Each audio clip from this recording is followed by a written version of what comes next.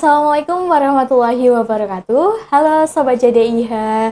Berjumpa dengan saya Izatul Mukarramah di podcast Rangkuman Bicara Hukum Kota Pekalongan. Oke, senang sekali rasanya saya diberikan kesempatan untuk menjadi host pada episode pertama podcast Rangkuman kali ini. Podcast Rangkuman ini merupakan podcast perdana yang digagas oleh Bagian Hukum Seda Kota Pekalongan yang merupakan program audiovisual untuk sosialisasi JDIH nih teman-teman ya. Nah, di sini saya tidak sendiri nih.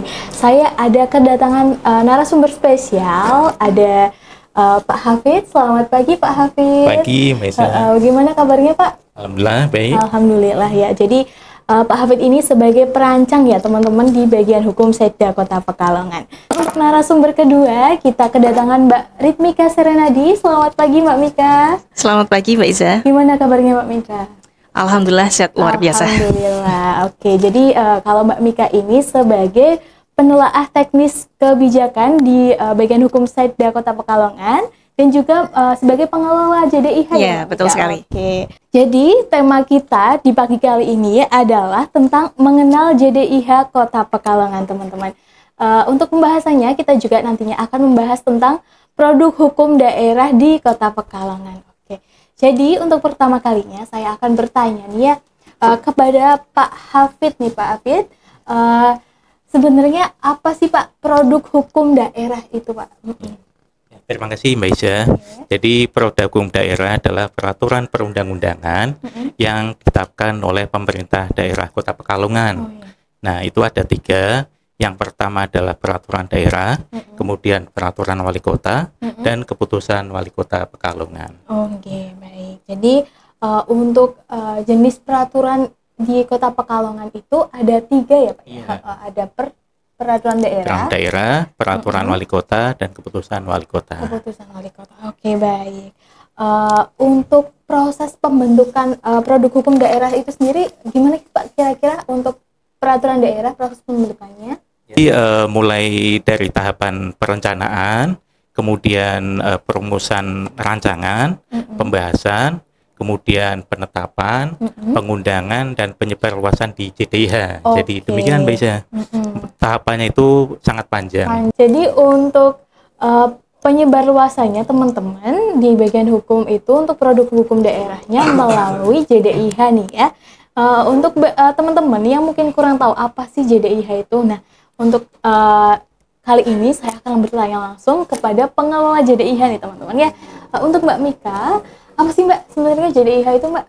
Jadi untuk mungkin teman-teman yang kurang tahu, yang belum tahu ya JDIH itu apa. Jadi JDIH itu kepanjangan dari Jaringan Dokumentasi dan Informasi Hukum. Jadi intinya JDIH itu sebagai wadahnya peraturan perundang-undangan seperti yang disebutkan Pak Hafid tadi, ada peraturan daerah, ada peraturan wali kota, ada keputusan wali kota gitu ya. Kemudian ada juga dokumen hukum yang lainnya Mbak Isa.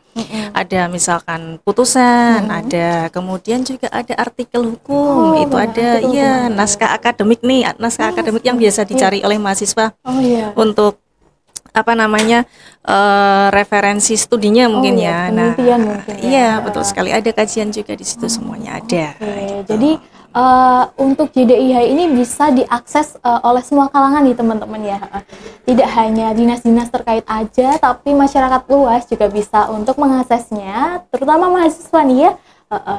Nah ini nih, untuk cara mengakses JDIH atau dokumen-dokumen terkait tadi itu seperti apa Mbak Mika atau bagaimana caranya? Iya, kita semua bisa langsung mengaksesnya, biasanya lewat Google dulu mungkin ya, di Google dulu gitu kan. Kemudian diketikkan saja jdih.pekalongankota.go.id gitu. Nanti tampilan awalnya muncul, nanti bisa dibukain tuh satu-satu menunya. Nah, di menu di tampilan awal itu biasanya disuguhkan dengan kita mau mencari apa gitu ya. Nanti diketikkan saja kata kuncinya, kemudian diklik cari, nanti di situ muncul apa yang kita cari. Gitu. Jadi mudah ya Mbak Mika ya. Ya, mudah Hanya sekali. mengandalkan Google teman-teman, bahkan teman-teman saat rebahan pun bisa untuk mengakses. Iya, betul sekali. Apalagi Gen Z ya. Iya, Gen Z betul ya. sekali. Iya. Sangat mager mungkin ya, kalau Iya, mager betul. nggak apa-apa, tinggal buka aja handphonenya ya Mbak Betul. Mika. Jadi betul. Tadi apa Mbak Mika untuk ini ya? jdih.pekalongankota.go.id. Oke. Ngomongin kembali lagi ke Pak Hafid nih. Untuk perwal sendiri nih Pak, untuk proses pembentukannya. Oke, sebelumnya kita bahas dulu untuk pengertian perwalnya itu apa Pak? Ya. Jadi Mbak Isa, untuk peraturan wali kota adalah peraturan perundang-undangan yang ditetapkan oleh pejabat pemerintah daerah, dalam hal ini adalah wali kota. Dan itu biasanya bersifat internal, untuk mengatur di lingkungan pemerintah Kota Pekalongan sendiri. Oke, untuk proses pembentukannya apakah serumit perda tadi Pak atau ada perbedaan? Ya, kalau pembentukannya sebetulnya pada intinya sama dengan peraturan daerah. Cuma yang membedakan kalau peraturan wali kota itu, ya kalau peraturan wali kota tidak dibahas dengan DPRD, hanya dibahas di internal pemerintah daerah. Biasanya bagian hukum dengan OPD yang mengusul perwal, atau juga bisa melibatkan OPD yang lain kalau misalkan peraturan wali kota itu lintas sektor atau lintas bidang dengan OPD yang lain. Contohnya Pak? Contohnya kalau dengan pendidikan misalkan ya, perwal tentang tata cara PPDB. Nah, itu kita bahas dengan Dinas Pendidikan, akan tapi juga terkadang kita melibatkan OPD yang lain. Berarti untuk OPD yang lain yang terkait juga diundang untuk membahasnya. Pembahasan perwal biasanya perwal kita bahas dengan OPD pengusul saja, akan tapi tidak menutup kemungkinan juga dibahas dengan OPD yang lain, lintas OPD, lintas sektor, lintas bidang. Jadi begitu ya Pak ya. Keterkaitannya dengan OPD-OPD lain juga nantinya akan diundang untuk ikut membahas gitu ya. Untuk rata-rata jumlah perda maupun perwal di Kota Pekalongan sendiri dalam 1 tahunnya itu dibentuk berapa Pak kira-kira? Ya, untuk perda dalam 1 tahun itu biasanya sekitar 12 bisa. Peraturan daerah, 12 peraturan daerah. Kemudian untuk peraturan wali kota biasanya sampai 50. 50 peraturan wali kota. Dalam satu produk hukum itu Pak, untuk waktu penyelesaiannya kira-kira membutuhkan waktu berapa lama Pak? Jadi untuk penyelesaian itu berbeda-beda. Kalau peraturan daerah biasanya diselesaikan dalam waktu sekitar 3 bulan. Karena peraturan daerah dibahas bersama antara wali kota atau pejabat yang ditunjuk dengan DPRD Kota Pekalongan. Nah, kemudian untuk peraturan wali kota biasanya dibutuhkan pembahasan sekitar 2 minggu. 2 minggu. Jadi untuk perwal itu lebih singkat ya? Iya, lebih singkat karena dibahas di internal pemerintah daerah Kota Pekalongan. Baik. Seperti itu ya tadi. Seperti itu ya tadi teman-teman, semua produk hukum itu nantinya akan di-upload di JDIH nih ya Mbak, betul ya? Oke, jadi untuk penguploadannya sendiri Mbak, untuk apa mungkin kebutuhan-kebutuhan yang diperlukan atau hal-hal yang harus disiapkan dalam proses penguploadan itu apa saja ini Mbak Mika? Tentu saja kelengkapan naskah dan kelengkapan informasinya Mbak Isa. Jadi sebelum kami upload naskahnya itu kan di situ kan ada metadatanya gitu ya. Jadi kita isi informasinya sesuai dengan peraturan perundang-undangan yang akan kita upload. Jenis peraturannya, kemudian nama peraturannya itu apa atau judulnya itu apa, kemudian tahunnya berapa, siapa penanda tangannya dan lain sebagainya. Kemudian setelah itu kami upload di website JDIH Kota Pekalongan. Jadi enggak sesimpel itu ya, harus diperhatikan juga apa-apa yang perlu betul sekali dan harus diteliti dulu gitu ya. Nah ini dengar-dengar di JDIH sendiri juga punya perpustakaan nih teman-teman, apakah betul Mbak Mika? Ya, punya perpustakaan sebelum terbakar. Jadi Intinya kami itu pernah punya perpustakaan khusus referensi hukum, namanya Perpustakaan JDIH Kota Pekalongan. Sebenarnya koleksinya sudah cukup banyak Mbak Isa, lebih dari 1.000 koleksi kami. Tapi memang sayang sekali ya, semuanya terbakar ludes semuanya. Padahal kami sempat berkolaborasi dengan Dinarpus kemarin tahun lalu dalam pengelolaan buku-buku yang ada di perpustakaan JDIH gitu. Semuanya sudah tertata rapi, semuanya sudah kami upload metadatanya di website JDIH, semuanya sudah rapi, dan tapi ya memang gimana ya? Iya, sudah terbakar semuanya. Ya, tapi nggak jadi masalah karena kita nanti gedungnya akan dibangun kembali. Insya Allah, mudah-mudahan ya secepatnya ya Pak ya. Iya, dan kita juga setiap tahun ada pengadaan buku-buku hukum untuk referensi di JDIH. Jadi kita mulai satu-satu lagi. Ya, kita mulai dari awal lagi, nggak apa-apa. Iya, demi pelayanan di Kota Pekalongan. Iya. Ngomongin pelayanan nih ya Mbak, pasca kebakaran itu apakah berdampak di pelayanan di bagian hukum Setda Kota Pekalongan, khususnya di JDIH sendiri? Iya, pasti berdampak.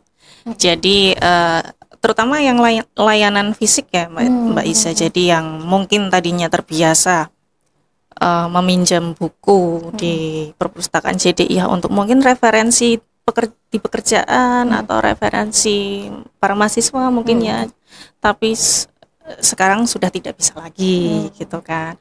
Dan mungkin para OPD yang terbiasa berkonsultasi dengan bagian hukum, biasanya kan konsultasinya di ruangan perpustakaan itu ya, yang nyaman, sepi, jadi lebih fokus untuk melakukan diskusi ataupun konsultasi. Tapi sekarang ruangannya sudah tidak ada, dan sekarang yang tadinya mungkin menuju ke bagian hukum itu hanya di lantai 2, sekarang harus ke lantai 3 ya Pak ya.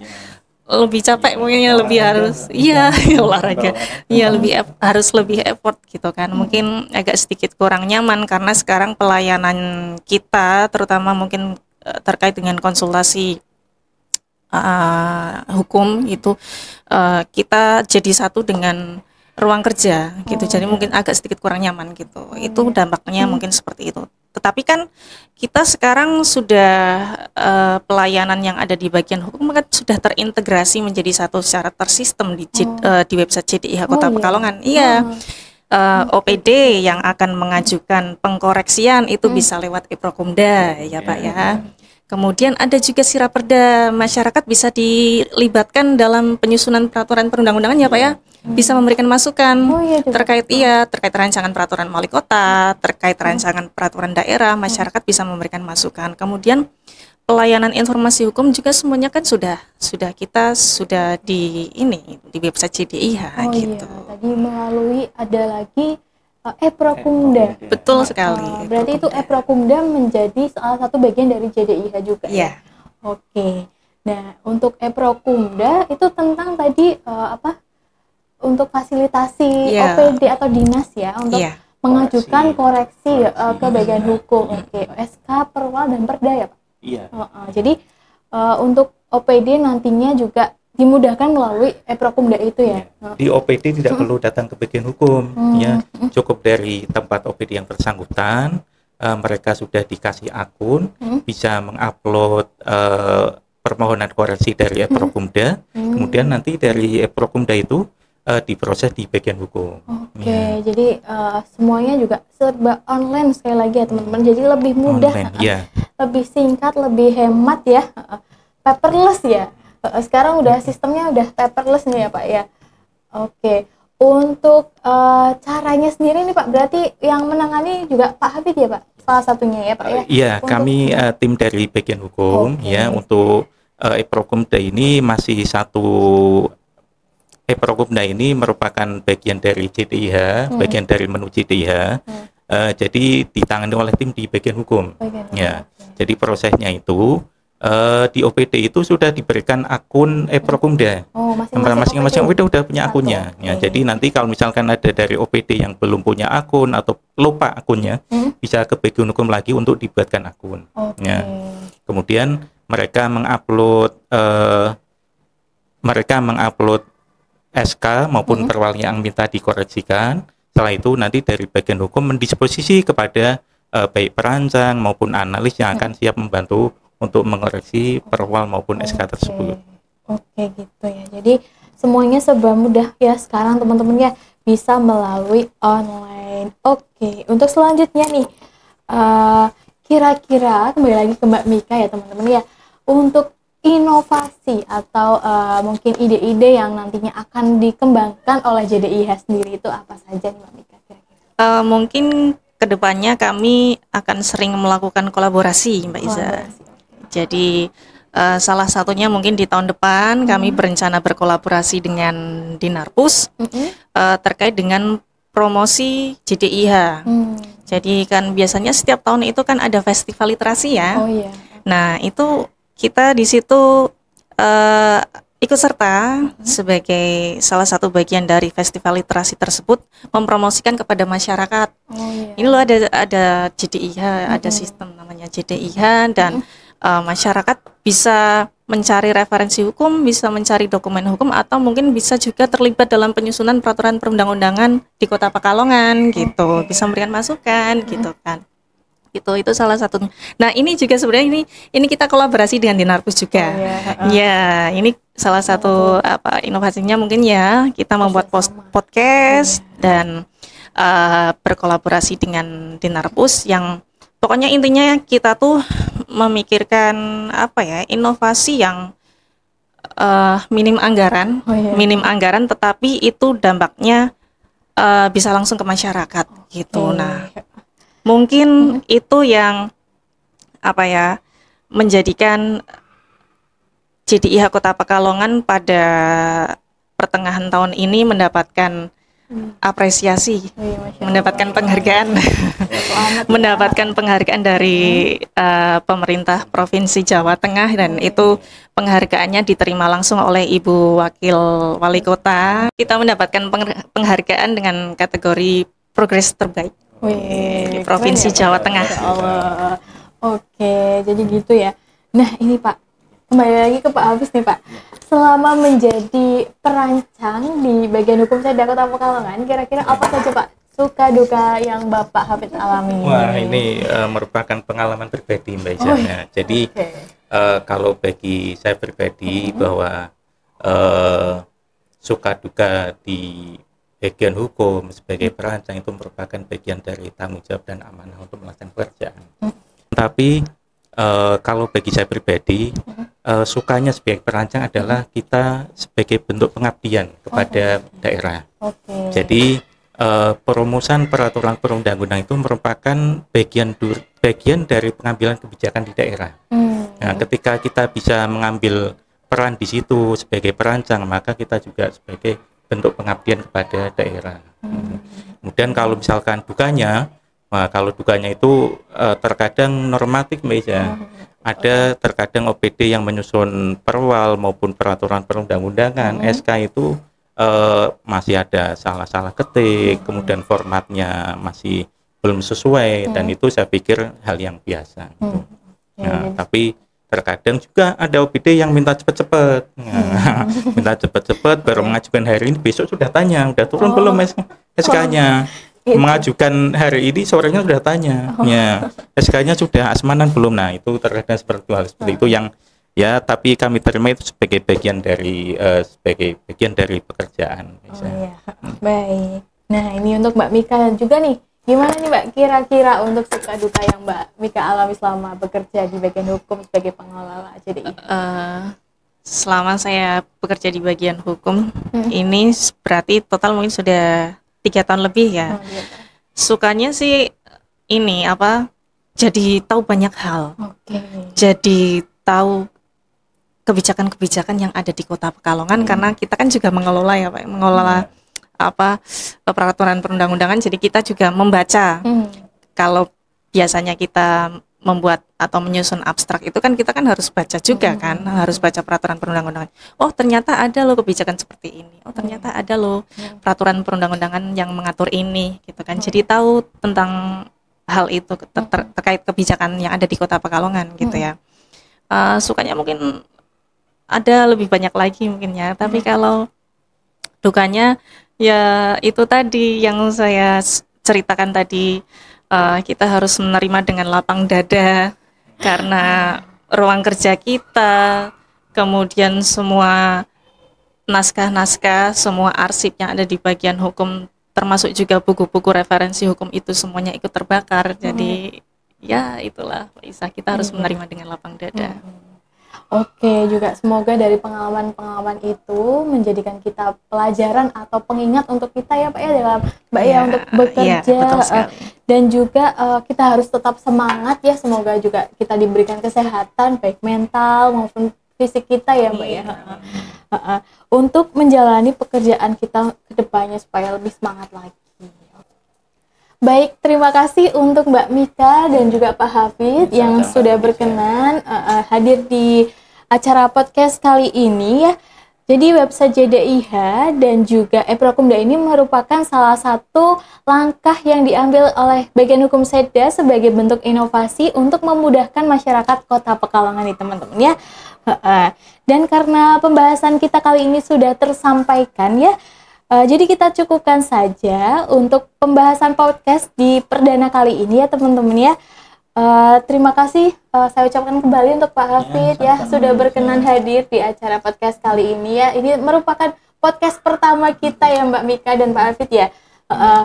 Kemudian juga Mbak Mika, saya mengucapkan terima kasih dan saya juga mohon maaf apabila ada kesalahan kata. Ya kami semua juga mengucapkan mohon maaf ya Bapak ya kepada mohon maaf dan terima kasih. Oke. Semoga podcast kali ini menjadikan manfaat untuk kita semua ya. Terima kasih untuk semuanya. Wassalamualaikum warahmatullahi wabarakatuh. Dadah.